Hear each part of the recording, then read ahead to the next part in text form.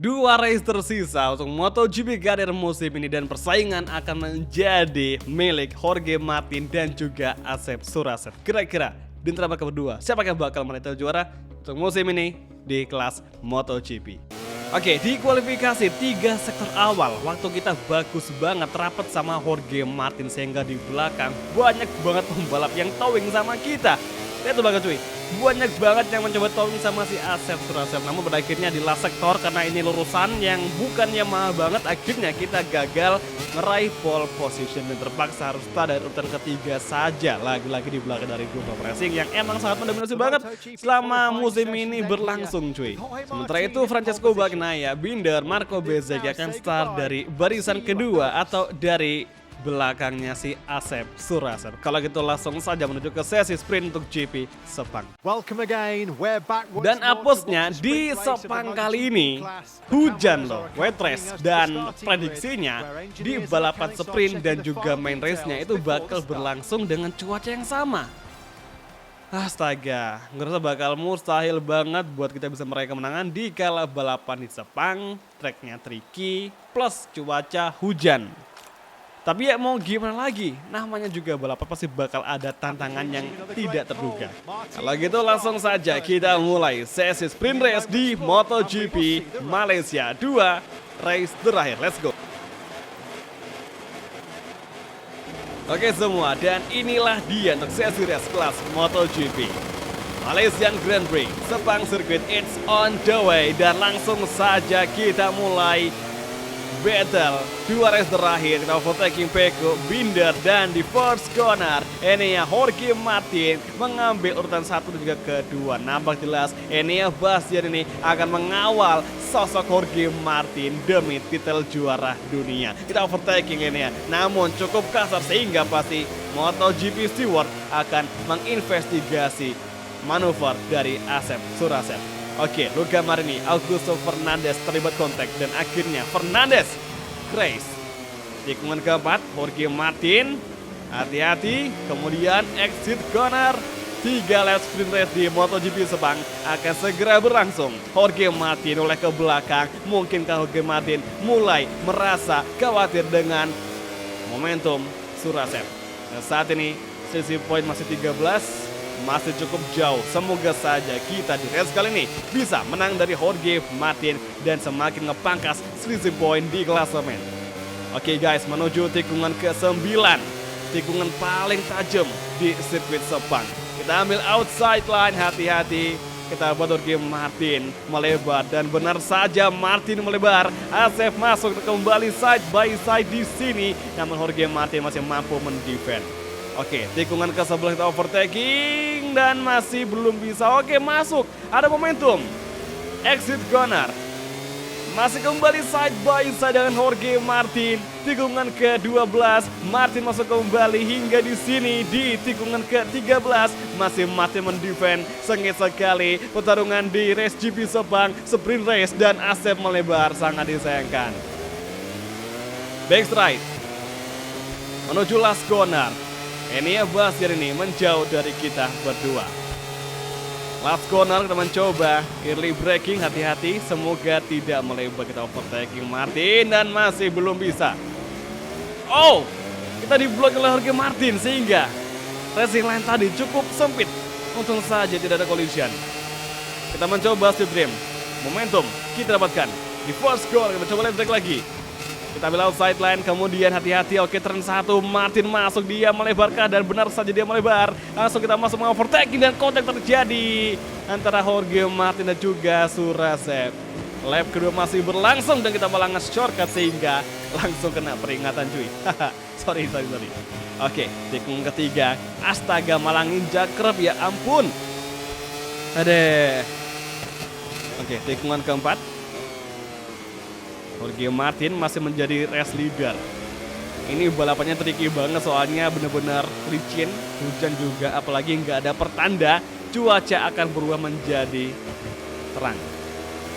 Jadi gue rasa di race di Sepang menjadi race yang paling krusial, soalnya hujan banget cuy. Dan sekarang Martin melebar. Kita ada momentum. Langsung kita overtake di sini di tikungan ke-7 dan masih bisa kembali mendefend. Martin melebar, Asep masuk di posisi pertama dan kini Yamaha berhasil mengambil posisi pertama dari Ducati. Dan sekarang poin di klasemen tersisa 7 poin saja. Namun Martin kembali masuk mengovertake di sini. Oke, terus ke-9 Martin melebar, kembali lagi Asep masuk di posisi. Astaga, Martin masih mendefense.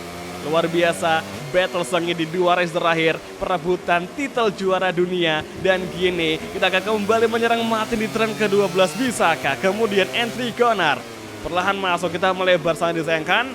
Oke, malah nginjak klub guys. Enea, what happened?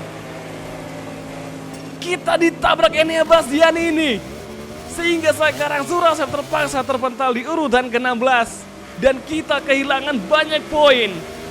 Dan sekarang selisih poin antara Martin dan Surasep berjarak 22 poin.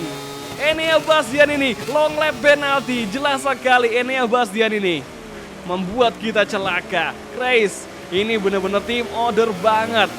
Ini ya benar-benar kayak rela dia diganjar hukuman demi bisa menjatuhkan kita. Ini astaga, Pramac Racing akan kita blacklist dari tim favorit. Oke, ini sakit banget. Kalau dibilang sakit banget cuy. Karena apa? Karena tadi kita udah jadi race leader, terus ngebikin selisih poin tinggal 7 poin saja. Sekarang tahu-taunya kita dihantam sama Enea Bastian ini. Ya ampun, sumpah ini gak akan kita pernah lupakan kejadian ini di Sepang. Ini akan menjadi Sepang race kedua di MotoGP. Posisinya sama, perebutan titel juara. Apalagi tempat crashnya sama-sama di sektor ketiga, yang mana kita crash di tikungan itu, yang 11-12 sama dengan tempatnya Rossi versus Marquez di tahun 2015. Kacau sih ini, kacau banget cuy. Oke lah, kembali ke race dan gue bakal maksimalin beberapa kali ini meskipun tidak akan meraih kemenangan atau mungkin zona poin, karena maksimal tempat ke-9 yang bisa didapatkan untuk 1 poin. Jadi gue rasa kita akan betul saja dengan Luca Marini, maksudnya dengan Takaki Nakagami di balapan kali ini. Oke, tikungan ke-9 KLIA corner namanya, unik banget. Kemudian ke-10 Berjaya Tioman corner. Tikungannya ini namanya apa ya, Melayu banget. Mungkin gue rasa nanti di Mandalika juga bagusnya dikasih nama kayak gitu, nama-nama yang cukup Melayu atau mungkin Indonesia banget. Oke, kembali ke sektor tempat kita crash dengan Enea tadi di Kenyir leg corner, namanya Melayu banget. Kemudian tikungan ke-14, hati-hati. Oke, licin banget. Perjuangan kita sia-sia karena kita nggak akan bisa ngejar ketertinggalan poin dengan Jorge Martin. Gue rasa ini akan mustahil banget buat kita mengalahkan Martin dengan selisih 22 poin di MotoGP Grand Prix. Oke guys, last corner menuju finish line. Jorge Martin bahagia dalam penderitaan dan Enea Bastian ini sukses menjadi pengawal dari Jorge Martin di sprint race GP Malaysia. Enea meskipun dia diganjar long lap masih mampu finish di urutan keempat dan poin sekarang berselisih 22 poin. Ini benar-benar jauh banget dan gue rasa mustahil untuk kita menjadi juara dunia di musim ini. Tapi ya coba aja, barangkali ada mukjizat cuy. Semoga dia bisa lah untuk fight minimal untuk perebutan posisi kedua di klasemen akhir. Oke, sekarang main race event, cuaca masih hujan dengan suhu track 27 derajat dan ngerasa ini bakal menjadi race yang cukup sulit juga. Tapi kalau kita ngeliat tadi hasil dari balapan kita, maksudnya performanya itu cukup mampu buat battle di barisan depan. Ya semoga saja kelakuannya Enea tadi tidak dilakukan kembali untuk menjegal kita di sini agar perebutan titel juara dunia itu berlangsung dengan fair cuy. Sekarang ini gue ngerasa kayak sebel ngelihat mukanya Enea Bastian akibat kejadian tadi. Gila sih. Oke lah, hari ini soft dan soft akan kita gunakan. Semoga saja di lap pertama kita bisa menjadi race leader untuk Sepang Grand Prix. Let's go. Oke semua, dan inilah dia sesi race Malaysian Grand Prix Sepang Sirkuit. Dua race terakhir, it's on the way. Full gas from Surasep menuju turn 1. Kita overtaking ini ya. Kemudian Martin dari outside line di first corner, hati-hati, cukup tricky. Dan oke, Martin bisa defense sekarang di exit corner. Tikungan Shigen, masih kembali Enea. Langsung kita jegal Enea, bisakah? Dan masih belum bisa. Oke, dan saat ini Martin semakin kita tempel untuk posisi pertama. Momentum kita dapatkan dan langsung aja kita overtaking. Nice. Akhirnya sekarang Surasep menjadi race leader. Ini gue paksa banget, gue bakal nge-push habis-habisan di lap pertama agar Martin tidak mengovertaking. Oke, sekarang kita udah menjadi pimpinan race dan kita sudah berpeluang untuk bisa meraih posisi pertama. Namun kita malah melebar sehingga sekarang Martin kembali menyerang dan dia gagal mengovertaking. Oke guys, ke fokus Q fighting. Ini gue bakal berusaha semaksimal mungkin untuk bisa meraih kemenangan di GP Sepang. Intinya Martin tidak boleh di depan kita. Satu orang yang perlu kita khawatirkan, yaitu Francesco Bagnaia. Dia di race kemarin di GP Thailand, dia sempet akhir-akhir balapan dia menyerang banget, bahkan kerap kali dia ngelakuin serangan, bahkan mengovertaking juga sempat terjadi. Itu terjadi ketika dia udah mulai on fire di pertengahan hingga akhir balapan. Nah itu takutnya terjadi lagi di sini. Gue takutnya Pecco Bagnaia akan menyerang kita lagi dan ngeganggu kita. Ya mungkin syukur-syukur kalau misalkan si Pecco Bagnaia cuma fokus kepada Jorge Martin saja. Tapi kalau dia fokus sama kemenangan juga, bukan tidak mungkin kita akan dikalahkan sama Pecco, sehingga kita bakal kesulitan buat ngejar poinnya si Jorge Martin. Itu yang kita khawatirin saat ini. Semoga saja kita mampu bertahan dan semoga Francesco Bagnaia tidak masuk di posisi pertama. Oke, last corner, hati-hati. Ini tikungan paling gue jengkel di Sepang karena posisinya itu nggak rata. Jadi kayak lebih tinggi sebelah dalam ketimbang luar. Yang biasanya normalnya tikungan itu biasa lebih tinggi bagian luar, tapi di last cornernya Sepang itu yang tinggi treknya itu permukaannya di bagian dalam, sehingga untuk kita nikung itu susah banget buat terbang. Itu yang kita jaga ini. Saat ini Jorge Martin masih stay di posisi kedua, Pecco ketiga, Enea Bastian ini di posisi keempat, Vinyals di posisi kelima, dan Marco Bezzecchi, Fabio Quartararo melengkapi 7 besar. Johann Zarco di posisi ke-8. Lap kedua masih berlangsung, cuaca masih hujan dan masih sangat gelap sekali, dan kemungkinan tidak akan ada perubahan cuaca hingga nanti di akhir lap karena full balapan di Sepang dengan cuaca wet untuk prediksinya. Kalau kita nge-flashback kejadian di race sebelumnya, tepatnya di sprint race MotoGP Sepang, itu sebenarnya memang ada kesalahan kita juga, yang mana kita nggak ngelihat ke belakang dulu waktu masuk ke racing line. Sehingga waktu kita udah masuk ke racing line, akhirnya kita ketabrak sama si Enea Bastian yang emang cukup rapuh sama kita di belakang. Sehingga ya kemarin bisa dibilang itu juga ada sebagian yang merupakan kesalahan dari si Asep Surasep. Jadi nggak murni kesalahan Enea Bastian ini. Tapi ya mau gimana lagi? Harusnya Enea kan ngerti lah kita posisinya kayak gimana. Kita lagi bersaing buat barisan depan, ke juara, tahu-taunya malah ditabrak dari belakang. Harusnya Enea yang ngerti namanya balapan, harusnya dia tuh ngerti lah untuk ngebuka apa ya. Dia harus menghindar karena takutnya kita yang lagi dalam posisi kejuaraan dunia, kita lagi fight banget kan, fokusnya ke depan bukan ke belakang, sehingga yang harusnya lebih mengerti ya Enea Bastian, dia harus bisa lebih ngerti dengan memberikan atau mungkin menghindar dari manuver kita. Tapi apa boleh buat, semua udah terjadi. Dan akhirnya MotoGP Steward melihatnya sebagai pelanggaran yang full dilakuin sama Enea Bastian. Meskipun kita juga ngerasa cukup bersalah, akibatnya Enea langsung diganjar long lap. Tapi ya mau gimana lagi, namanya juga hukuman, pasti MotoGP Steward bakal ngelihat mana yang lebih bersalah di kejadian kemarin. Tapi asli ya, kemarin kalau kita nggak kalah, kita nggak crash, itu kita sekarang ini udah bisa untuk memiliki selisih poin. Itu tinggal 2 poin saja dari Jorge Martin. Nyaris saja Jorge Martin nabrak kita untuk masih bisa selamat. Kita melebar dan hampir saja kejadian kemarin tuh kembali terulang, untung aja nggak sampai terjadi. Jadi gue rasa kalau kita ngomongin soal poin, mungkin saja kalau kita kemarin menang dan kita nggak crash, kita sudah memiliki selisih 2 poin dari Jorge Martin dan ada kemungkinan besar bisa bakal menjadi juara dunia di di Valencia GP. Ya sekarang ya apa boleh buat. Kalau sekarang kita meraih kemenangan dan Jorge Martin di posisi kedua, otomatis selisih poin kita menjadi 17 poin dari Jorge Martin. Gue kadang kayak berharap semoga Jorge Martin crash, tapi dia terlalu kuat untuk kita harapkan seperti itu. Dominasi Jorge Martin, dominasi Ducati di semua GP24 terlalu mendominasi sehingga kita untuk mengharapkan hal seperti itu terjadi itu mustahil banget tuh. Jadi gue rasa ya kita harus berjuang lebih keras lagi agar bisa menang dan memangkas gap dengan Jorge Martin. Kalau gue sih yakinnya Jorge Martin lah yang akan menjadi juara dunia. Tapi kita sebagai riders, sebagai pembalap tidak boleh menyerah begitu saja karena masih ada waktu. Masih ada kemungkinan-kemungkinan yang kemungkinan akan terjadi. Misal di GP Valencia 2006. Kala itu Nicky Hayden tengah bersaing sama Valentino Rossi.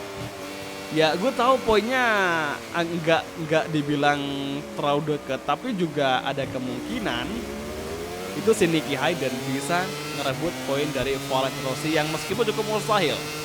Dan alhasil di balapan kala itu Valentino Rossi crash dan dia terpaksa merelakan juara dunia kepada Nicky Hayden. Dan akhirnya Nicky Hayden tidak disangka-sangka menjadi juara dunia, padahal tinggal 1 race lagi Rossi malah crash sehingga Nicky Hayden merebut titel juara dunia dari Valentino Rossi. Nah itu mungkin saja besok bisa terjadi, tapi ingat jangan terlalu berharap karena Jorge Martin terlalu mendominasi. Dia nggak akan crash kalau nggak ngebikin kesalahan seperti di Misano GP yang mana dia nginjak gravel terus dia terpental.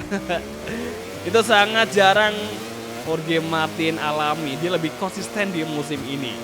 Ya mungkin Martin akan sedikit ceroboh atau mungkin melambat kalau dia gabung sama Yamaha, tidak dengan Ducati. Oke, sekarang lap keempat sedang berlangsung. Pecco, Jorge Martin, Enea masih di posisi yang sama, tidak ada perubahan. Dan sekarang ini kompon ban kita meskipun menggunakan soft intermediate itu masih awet banget cuy. Sekarang aja itu mungkin ya kita untuk kompon ban masih kehilangan 10% saja. Justru ini yang kita khawatirin, takutnya suhu ban kita kurang hangat dan gak bisa memiliki cengkraman yang bagus sehingga nanti kita rawan tergelincir. Tapi ya wajar saja, toh juga hujan yang namanya aspal pasti bakal licin banget cuy. Oke guys, saat ini kalau kita ngelihat di posisi 8 tuh ada si Joan Mir. Yang berasa Joan Mir dengan Ducati baru kali ini bisa masuk di posisi ke-8.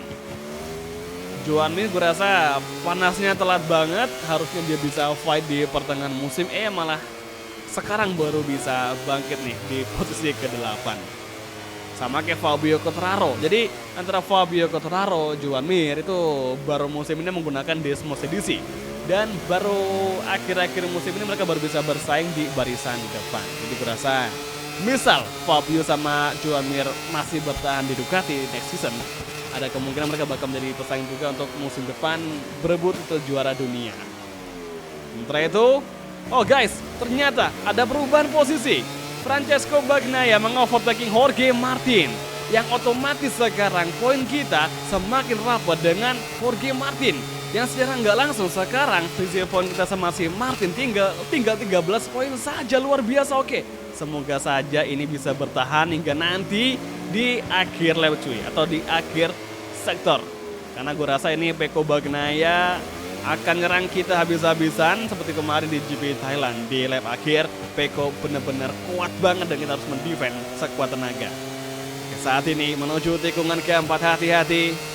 Kita mencoba light braking, semoga nggak ngelebar dan alhamdulillah masih bagus. Kemudian exit corner, cuaca masih basah, hujan makin lebat, makin licin. Oke, semoga bisa bertahan. Gue tuh kalau di sepatu kayak paling lemes, paling nggak bisa kenceng tuh di last sektor itu. Jadi mulai tikungan ke 13, 14 sampai last corner itu adalah momok yang paling mengerikan buat aku sih, karena itu bisa ngebikin kita ngelambat banget ngelihat lagi balapan seperti ini. Karena emang nggak mungkin baru buat kita nge-push banget last corner. Takutnya kita kalau terlalu nge-push biasa malah lebar dan gagal. Jadi kayak kita harus hati-hati nanti di situ, kita harus mencoba early braking supaya tidak melebar. Semoga aja Peko bisa kita tinggalin, meskipun sekarang Peko kayaknya masih mencoba ngejar lagi dan ngejar lagi. Oke guys, last sektor akan segera memasuki tikungan ke-12, tikungan ke-13, dan Peko semakin rapat. Oke, inilah dia sektor yang paling gue benci di Sepang, last sektor, yang ngebikin kita sangat lambat sekali. Berkali-kali di Sepang, inilah sektor yang paling mengerikan yang kita lakuin.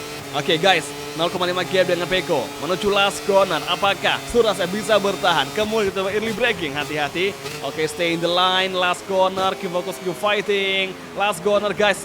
Peko datang menyerang. What happened? Peko Bagnaia menabrak kita sangat jauh banget.